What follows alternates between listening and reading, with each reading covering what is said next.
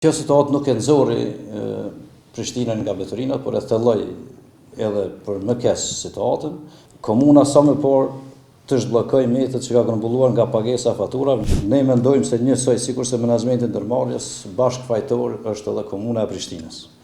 Këta të dy bashkë nuk po gjejnë mundësi për bashkëpunim dhe nuk po koordinohen në drejtim të hapave të menjëhershme të urgjent, cilët e nxjerrin situatën nga këtu ku është dhe Prishtinës ja kthejnë atë që e meriton, pastërtinë e saj. Asnjëherë kryetari Rama e as LDK-ja nuk është marrë seriozisht me këtë problematikë.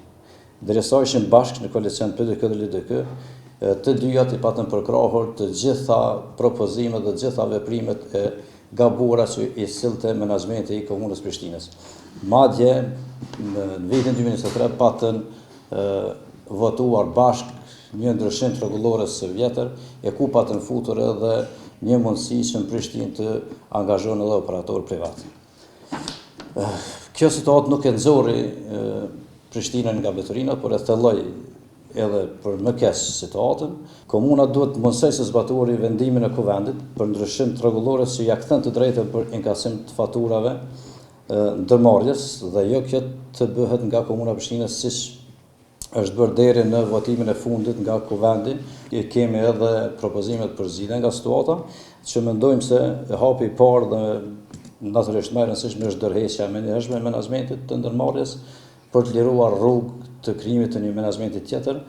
Komuna sa më parë të zhbllokoj mjetet që ka grumbulluar nga pagesa fatura, vlera të cilat deri më tani është rreth 600.000 euro, dhe këto mjetet i kthehen ndërmarrjes për shlyerje të borxheve, për pagesa të paga dhe për çdo aspekt tjetër i cila është nevojë emergjente e ndërmarrjes.